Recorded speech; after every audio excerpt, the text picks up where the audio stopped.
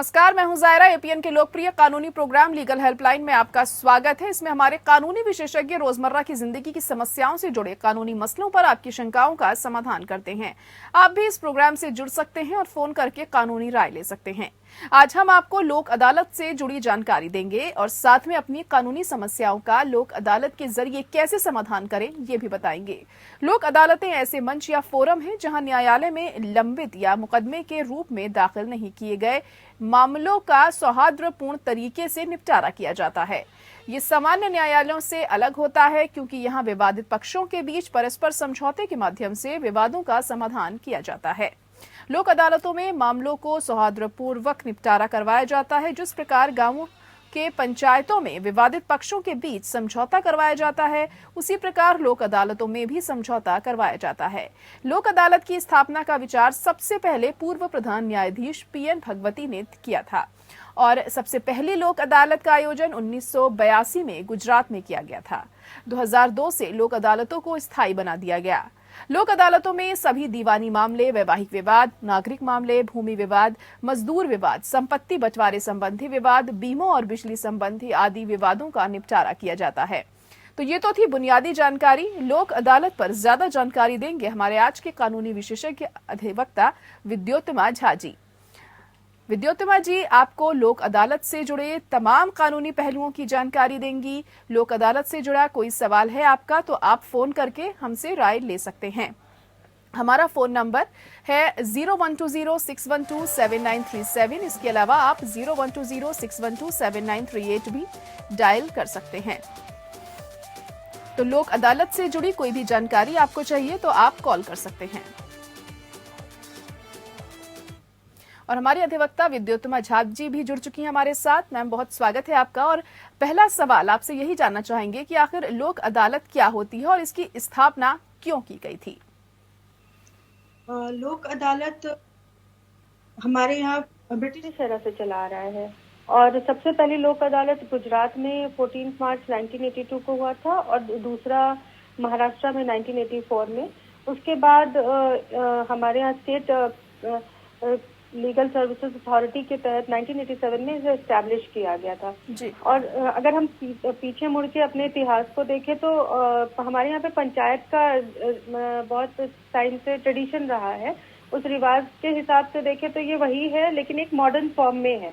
ये एक alternative dispute resolution के लिए स्टैट्यूटरी बॉडी बनाई गई है जो लोगों के जो प्रॉब्लम्स हैं जो कि कंपाउंडेबल नहीं है वो अदालत उसको सेटलमेंट के जरिए सुलझा सके और जो हमारे एरियर्स पेंडिंग केसेस हैं कोर्ट्स के ऊपर वो भी कम हो सके।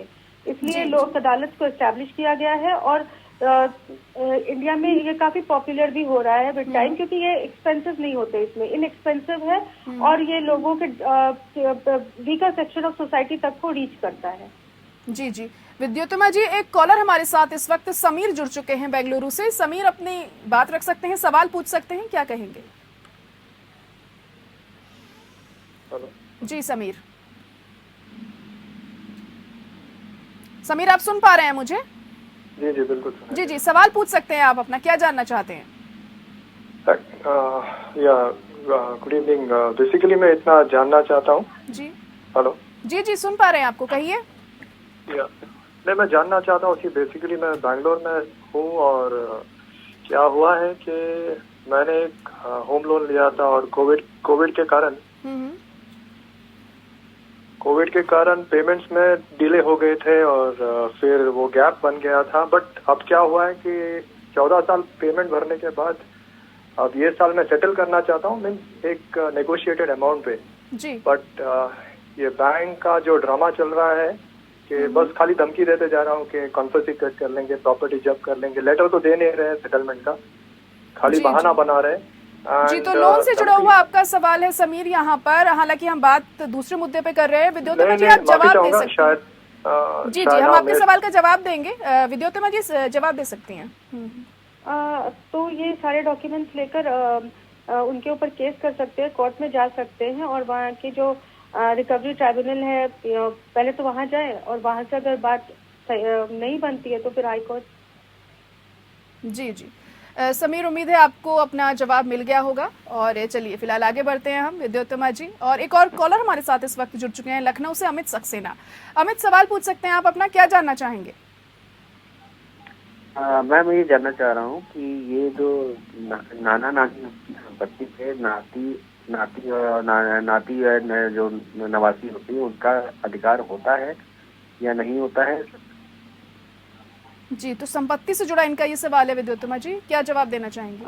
नाना नानी के यहाँ पर उनकी माता का होगा ऑफ कोर्स, तो उसके थ्रू क्लेम बनता है, बट डायरेक्टली सिर्फ नाना नानी के प्रॉपर्टी में क्लेम तो नहीं बनेगा।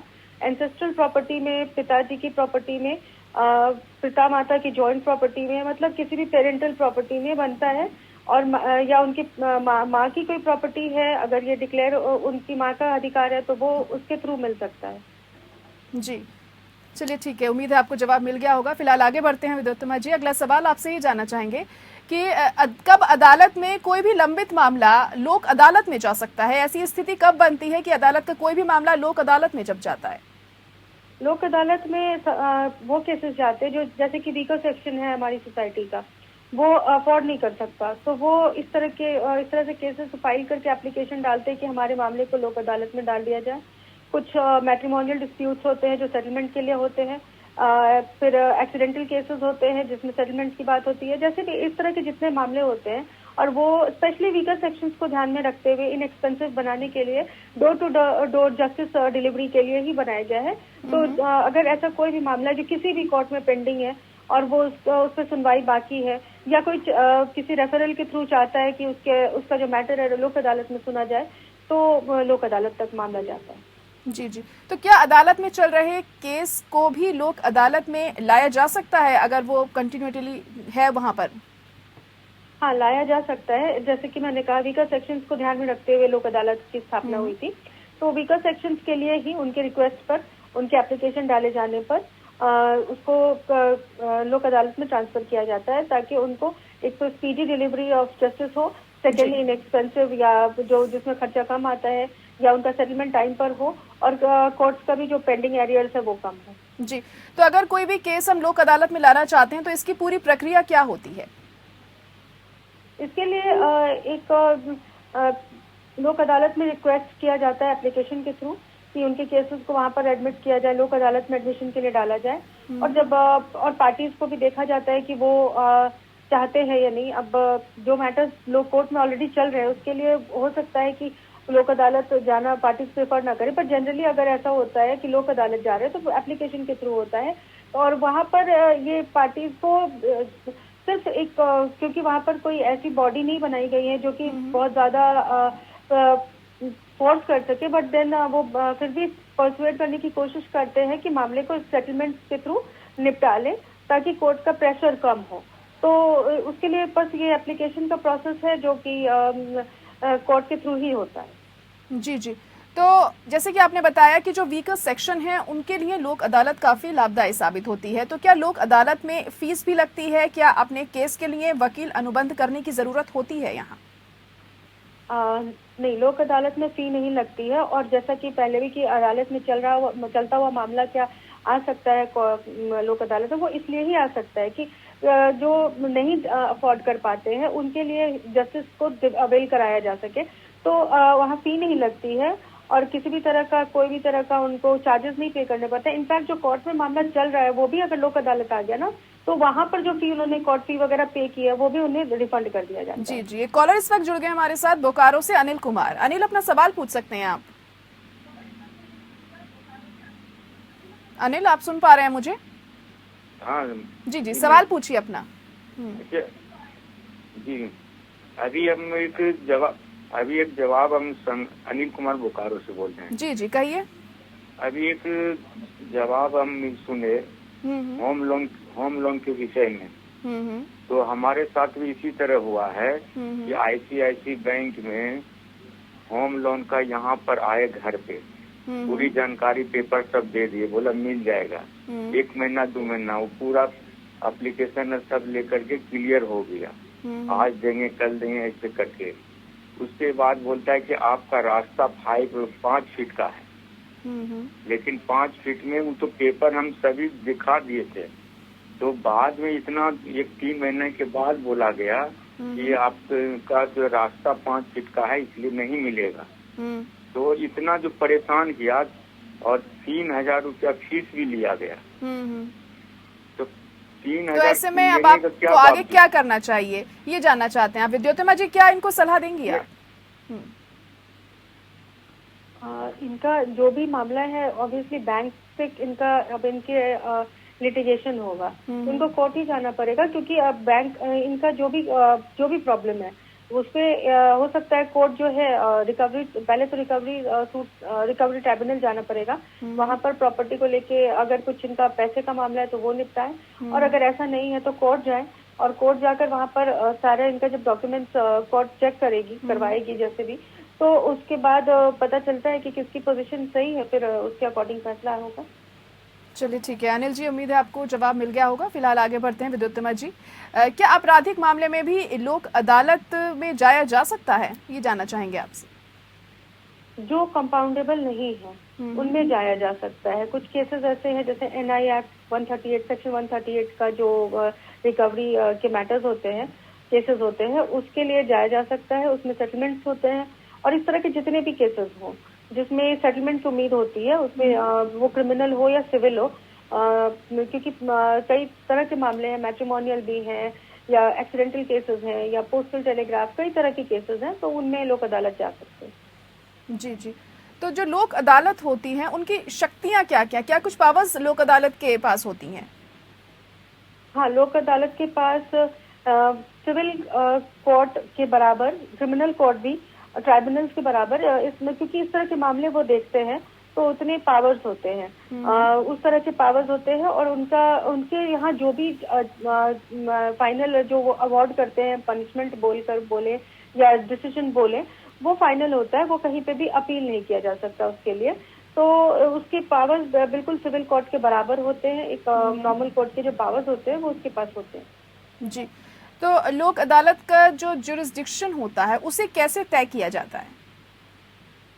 लोक अदालत का पर से जुरिस्डिक्शन यही है कि जो मामला या तो अदालत में लंबित है, कोर्ट में पेंडिंग मैटर्स हो, या कोई ऐसा मैटर्स हो जिसमें जो रेफरल केसेस जिसमें चाहते हैं लोग, दोनों पार्टी चाहते हैं कि नहीं हमारा लोक अदालत में चला जाए, या जिसमें weaker section of society involve है, जिसके केसेस को वहीं पर ट्रांसफर किया जाता है सो दैट उनके साथ इकोनॉमिक इश्यूज ना हो। तो इस तरह से, और पेंडिंग मैटर्स जितने हो वो किसी भी कोर्ट में हो तो वो लोक अदालत में आ सकते हैं। तो लोक अदालत के जुरिस्डिक्शन उस मैटर्स के हिसाब से डिसाइड हो जाता है। जी जी, और अगर कोई भी लोक अदालत के फैसले का पालन नहीं कर रहा है तो ऐसे में क्या हो सकता है, उसे कैसे पालन करवाया जाता है, क्या कुछ रूल्स इसके लिए हैं, क्या सिविल कोर्ट जाना पड़ता है फिर? जी, पहले तो उसके लिए जनरली तो कोई इनका जो मतलब डिसीजन डिलीवर करते हैं तो इसको मानना ही जाता है, मान्य होता है, तभी इसको इतना इम्पोर्टेंस भी दी गई है। बट अगर फिर भी कोई नहीं मानता है तो अगर जो पार्टी है वो लिटिगेशन के लिए रेडी है तो फिर आगे की कोर्ट में जाकर, सिविल कोर्ट में, या जो मामला है, जिस तरह का मामला है, उस कोर्ट में जाकर लिटिगेशन के लिए प्रोसेस स्टार्ट करना पड़ता है। जी जी, आज हम बात कर रहे हैं लोक अदालत के बारे में। हमारी अधिवक्ता विद्योतिमा झा जी लगातार बनी हुई है हमारे साथ। विद्योतिमा जी, अगला सवाल आपसे ये जानना चाहेंगे कि जैसे कि हम लोक अदालत की बात कर रहे हैं तो लोक अदालत का गठन कैसे होता है? लोक अदालत ये हमारा जो secretary of the district legal services authority जो है वो ऑर्गेनाइज करती है। तो उसमें एक रिटायर्ड या सिटिंग हाईकोर्ट जज होते हैं और उनके जो सब साथ के मेंबर्स होते हैं वो एक लॉयर और एक weaker section of the society से बिलोंग कर वीकर सेक्शन ऑफ सोसाइटी के लिए जो बहुत सोशल सर्विस करते हैं, वो एक सोशल वर्कर वो उसमें इन्वॉल्व होते हैं। जी जी, और उन्हीं की मदद से आप जा सकते हैं लोक अदालत में ना अपना जो भी आपका मुकदमा है वो दायर करने के लिए। तो लोक अदालत के फैसले के खिलाफ अगर अपील करनी है किसी को तो वो कैसे की जा सकती है? वैसे तो ये बाइंडिंग माना जाता है ऑन ऑल पार्टीज और कोई अपील भी नहीं होती है, बट स्टिल अगर ऐसा नहीं मानते तो हमारा जो आर्टिकल 226 to 27 है कॉन्स्टिट्यूशन के अकॉर्डिंग, क्योंकि इसके एस्टैब्लिशमेंट ही कॉन्स्टिट्यूशनल मैंडेट के बेसिस पर हुआ है, आर्टिकल 39A के बेसिस पर। तो उसके अकॉर्डिंग 226 और 227 के तहत आप हाई कोर्ट में जा सकते हैं, अपील कर सकते हैं। जी, तो क्या लोक अदालत के पास इतनी पावर्स भी होती है कि वो सजा भी सुना सकते हैं? हाँ, सुना सकते हैं, और डिपेंड करता है, लेकिन जनरली इनका फोर्टे सेटलमेंट का होता है। बट अगर ऐसा केस है जिसमें और कोई ऑप्शन नहीं बचता है तो ये सजा सुना सकते हैं। अदरवाइज ये इनकी पूरी कोशिश होती है कि मामले में सेटलमेंट हो। बेसिकली इसीलिए कंपाउंडेबल केसेस को ही लिया जाता है कि सेटलमेंट तक पहुंचा जा सके और ज्यादा से कम लिटिगेशन हो। जी जी, ई लोक अदालत के बारे में जानना चाहेंगे, क्योंकि कोरोना काल में इसकी उपयोगिता कैसे अब बढ़ी है, क्या ये जनता को राहत दे पा रहा है अब? ई लोक अदालत जो ये कॉन्सेप्ट आया ही कोविड की वजह से, वर्चुअली हमने काफी हम सब ने काम किया।